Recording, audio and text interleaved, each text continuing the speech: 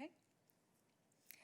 Bonjour à toutes et à tous et merci de nous joindre en direct dans la salle de presse virtuelle de la Commission européenne. Nous sommes le mardi 25 août. Merci de nous suivre également en direct sur Europe by Satellite.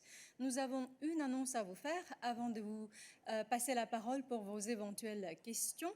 Je passe donc la parole directement à Martha pour une annonce au sujet de notre instrument SURE, des bonnes nouvelles pour Portugal, sous cet instrument que la Commission a proposé pour aider les travailleurs et les compagnies lors de la crise du coronavirus. Martha.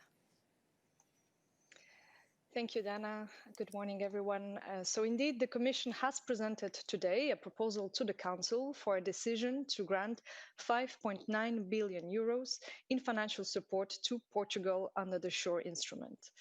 This follows yesterday's proposals to grant financial support to 15 member states, and this brings the total of proposed financial support to 87.3 billion euros.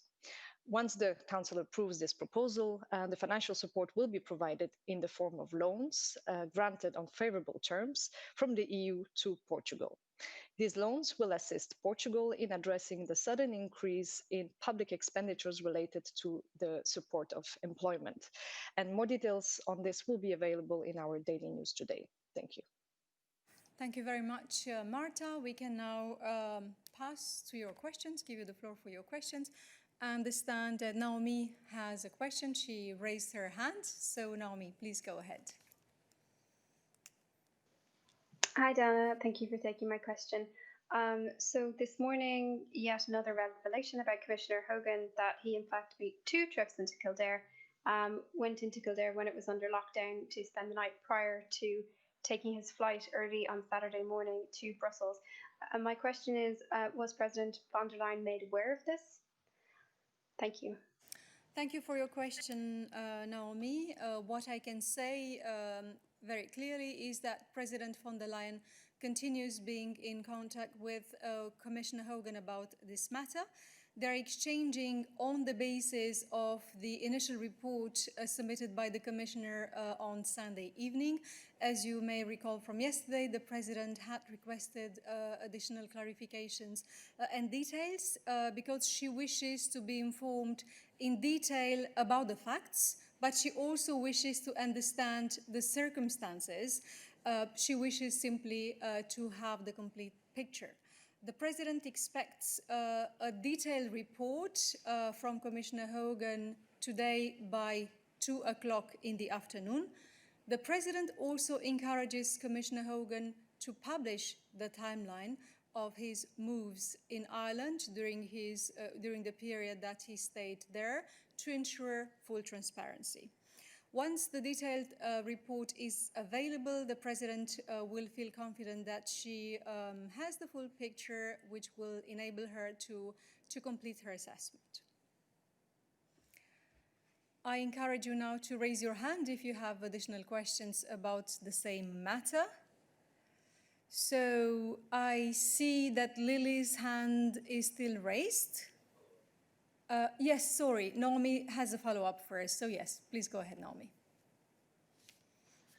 Thanks for the follow-up. And you suggested yesterday that Commissioner Hogan, you would expect that he would make himself publicly available for questions, which he has yet to do so. Can you give us an idea about when that could happen, given that he's a public official and subject to public scrutiny as regards his actions? And then secondly, there's been a lot of speculation about possible dismissal or asking that the President could ask Commissioner Hogan to resign. Is there any other kind of sanction short of dismissal that it's within the President's power to do to Mr. Hogan? Thank you. Thank you for the follow-up, Naomi. First of all, on the second question, it is absolutely premature to discuss about any sanctioning or anything like that. As I said, we clearly are at the level where the President is looking forward to receiving a report which contains the details of the matter under discussion, and again to understand the circumstances, because these are important. It's not sufficiently relevant for her to know about the moves of the Commissioner. She would also need to understand what were the conditions in which these moves took place. As you know very well and better than us, that the rules, the regulations and guidelines can differ from county to county. Regarding the public appearances by Commissioner Hogan, as I said, first the President encourages the Commissioner to publish the timeline of his moves in order to ensure full transparency, and I'm confident that the Commissioner will make himself available to provide further explanations about such moves and about this entire matter shortly thereafter. I'm now inviting you to signal your interest to ask questions about the same matter, as we tend to group the subjects that we address during the midday briefing. Lily's hand is still raised, so if it's about this matter, Lily, please go ahead.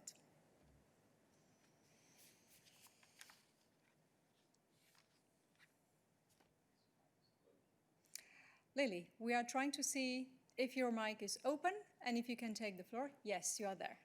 Go ahead. Great. Can you hear me? We can. Great. So just to make sure that I understood correctly, because when you said that, so first the Commissioner submitted an initial report to the President on Sunday night, but now you're saying that there's a second report. So I'm wondering, is the reason for a second report because he withheld information in the first one? Could you just clarify why two reports were needed and what the difference is in terms of content between the first report and the second report? And the second thing is, will Commissioner Hogan perhaps be available to come to the press room so we could ask him some questions ourselves? Thank you.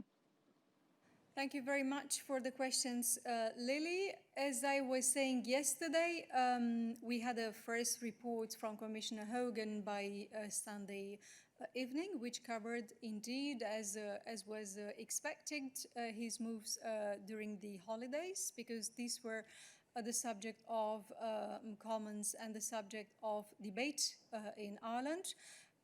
But basically, the President wishes to understand not just the moves, but the circumstances in which those took place, because it is very difficult to know from Brussels, nor is it in the Commission's area of competence, to put it like that, which county is subject to which rules and public health guidelines at which point in time.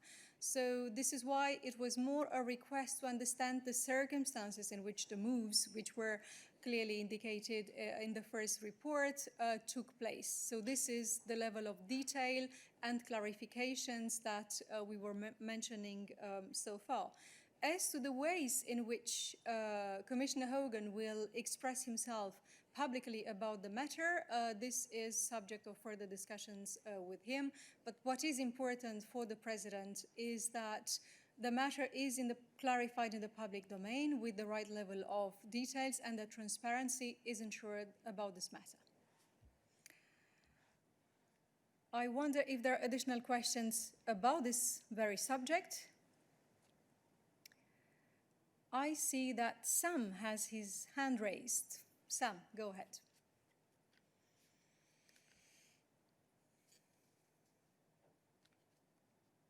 I hope that Sam can hear us and can open his mic and press the speak button. Yes. Is that better? Yes. Sorry, my apologies. Okay. I just wondered if you could give us a sense of how soon President von der Leyen wishes to resolve this matter and decide either way in terms of Mr. Hogan's fate in this and his position in the Commission. Is this something she wants to resolve in the next day, week? I mean, can you give us some idea of the timeline from here? Thank you. Thank you for the question, Sam. It is very difficult to anticipate as to when, on the basis of the detailed report, the President will feel that she has the complete picture. But as soon that she feels that she has a complete picture, her position on this matter will be known. But I cannot anticipate on giving you any indication of a timeline on that. I see that Mose has a question, and I will invite him to clarify whether the question is about the same matter or if we open the floor to other questions. Mose, do you wish to ask about Commissioner Hogan?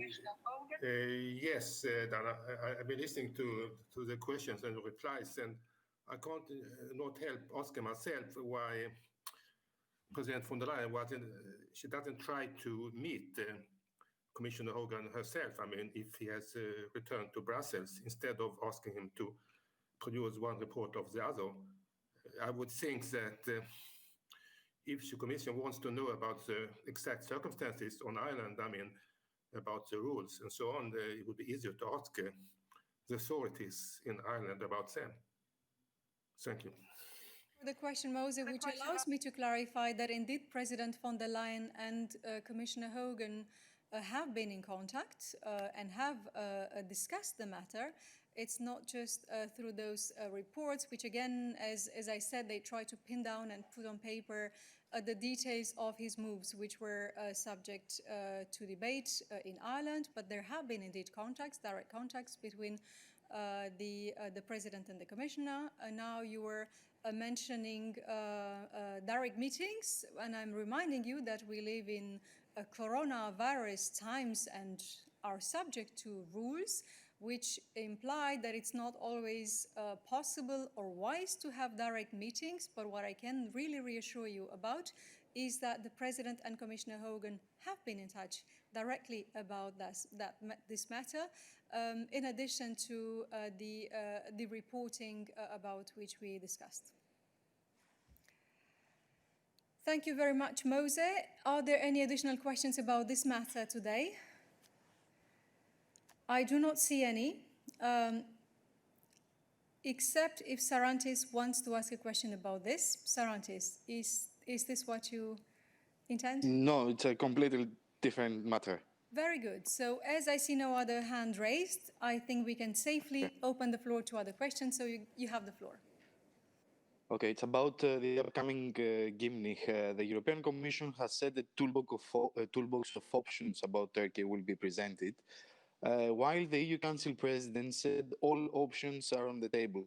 My question is whether potential sanctions particularly are part of the Commission's toolbox, because I have noticed that the European Commission avoids using the word sanctions, at least publicly. Thank you. Thank you, Sarantis. I will now invite Nabila to join me on stage to give an answer to this question ahead of the meeting, the informal meeting of foreign ministers in Germany later this week, the Gymnich.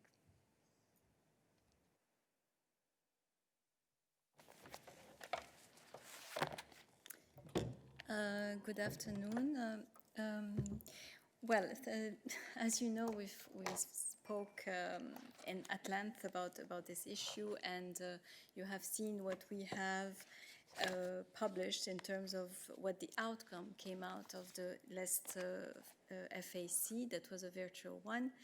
The HRVP will be presenting options, and as we said, it includes all possible options, and he will be briefing the ministers with this. I do not want to anticipate what the HRVP will be discussing. It is not my place to do this at this point in time. So I think we need to, I cannot go further at this stage. Thank you very much, Nabila. Do we have additional questions on this subject of Gymnich for Nabila? I see that Noureddin still has his hand raised, so please go ahead. Bonjour Dana, pour une fois ce n'est pas pour Nabila ma question, c'est une question qui concerne l'Organisation mondiale du commerce. Noureddin d'attendre un tout petit peu parce que je veux vérifier s'il y a d'autres questions au sujet des Gymnich. Il est très utile pour ceux qui nous écoutent sur IBS d'avoir les questions groupées par thème. Donc je reviendrai vers toi, Noureddin, sur la question de l'OMS, et je souhaite donner la parole à Athanasios si jamais sa question est pour Nabila, ce que je suspecte. Athanasios, yes, your question for Nabila. Yes, it is, and it's a follow-up on my colleague's question, and the same thing. I wouldn't ask, but now I'm curious. Is the list ready, at least to be presented? Could you confirm that the list is ready to be presented on the Gimnich? The list of options, I mean.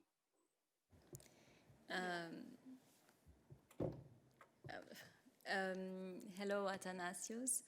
As I said, EU foreign ministers will informally discuss the situation in the Eastern Mediterranean during the Gimnich later this week, and EU leaders will then revert to these issues during, all the issues of the Eastern during the September, where all options will be on the table.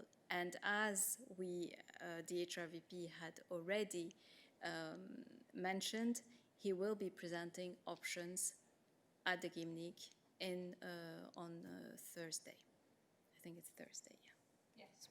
Thursday it is. Thank you very much. Are there any additional questions for Nabila on the subject of Gimnich first, and then we can enlarge it to other matters that she covers? I see that Anna's hand is raised. So Anna, you have the floor. Bonjour tout le monde, bonjour, merci pour la question. J'aurais voulu savoir, est-ce que la diplomatie européenne va discuter la situation au Mali lorsque l'armée au pouvoir et les dirigeants de la CEDEAO ne sont pas parvenus à un accord? Et donc, c'est-à-dire, est-ce que l'Union européenne va soutenir aussi la position de la CEDEAO pour continuer à fermer les frontières et aussi peut-être impliquer les sanctions contre Mali? Bonjour Anna. En ce qui concerne les discussions sur le Mali au Gimnich, en fait, on peut envisager qu'un État membre puisse en effet demander à ce qu'on discute de la situation au Mali. Et donc, c'est possible que ce sujet soit en effet évoqué, que cette crise soit évoquée durant le Gimnich. Pour ce qui est de la situation au Mali, vous savez, tu sais très bien que l'Union européenne a condamné donc le coup d'État comme l'ensemble des partenaires africains et internationaux. La priorité aujourd'hui est de trouver une solution en ligne avec les aspirations du peuple malien. Le dialogue est donc l'unique moyen qui permettra d'aboutir à la crise, à une sortie de crise du Mali. Et l'Union européenne rappelle que l'ordre constitutionnel doit être rapidement rétabli à travers le retour du pouvoir au civil, comme d'ailleurs annoncé par les leaders du CNSP afin de répondre aux aspirations du peuple malien. Donc nous apportons notre soutien aux efforts qui ont été faits par la CEDEAO et qui continuent de le faire. Et donc voilà ce que je peux dire à ce stade. Merci Nabila. Est-ce qu'il y a d'autres questions pour Nabila au sujet du Gimnich? Nous sommes au sujet Mali en particulier. Donc, si vous avez des questions, n'hésitez pas de me les signaler en levant votre main. Je n'en vois pas d'autres questions pour Nabila. Sur d'autres sujets liés au Gimnich et à d'autres sujets que Nabila couvre, les affaires étrangères en général? Non, il n'y a pas d'autres questions pour toi aujourd'hui, donc je veux passer merci Nabila, et je vais passer la parole à Noureddine. Vas-y Noureddine.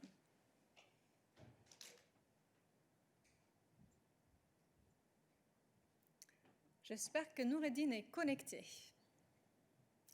Et tu dois appuyer sur le bouton Speak. C'est bon maintenant? Vous m'entendez? Bonjour. Ma question concerne en fait l'OMC, pas l'OMS, pardon si je me suis trompé. Ma question est relative au choix du nouveau directeur général de l'OMC. Est-ce que l'Union européenne, ou bien quels sont les critères que l'Union européenne définit pour choisir le candidat favori? Est-ce que son candidat ou le candidat favori pour l'Union européenne est déjà choisi? Lequel? Donc, quels sont les critères que l'Union européenne définit pour choisir son candidat ou bien le candidat favori l'OMC? Est-ce que ce choix est fait? Merci pour ta question, Noureddine. Cette question serait pour Balash, mais après un échange de regards avec Balash, il m'est signalé qu'il va revenir vers toi avec une réponse qui couvre tous les points que tu as soulevés. Donc, tu auras ça de notre part après notre réunion quotidienne, donc après les midday briefings, quelque part cet après-midi. Est-ce qu'il y a d'autres questions pour nous sur d'autres sujets aujourd'hui? Je n'en vois pas. Donc, à ce stade, il me reste juste à souhaiter une très bonne continuation à notre collègue Valérie Lerouge, qui quitte cette semaine le bureau bruxellois de France Télévisions. Il rentre à Paris. Nous lui remercions pour son excellente coopération au cours des années, au fil des années, et sa bonne entente et sa bonne coopération avec toute l'équipe du service du porte-parole de la Commission européenne. Et par la même occasion, j'aimerais souhaiter la bienvenue à son successeur, Julien Gasparuto. Tous nos voeux de réussite, Julien, et nous au plaisir de vous rencontrer dans les plus brefs délais possibles et de travailler avec vous. Avec cela, merci beaucoup, bon appétit et à demain.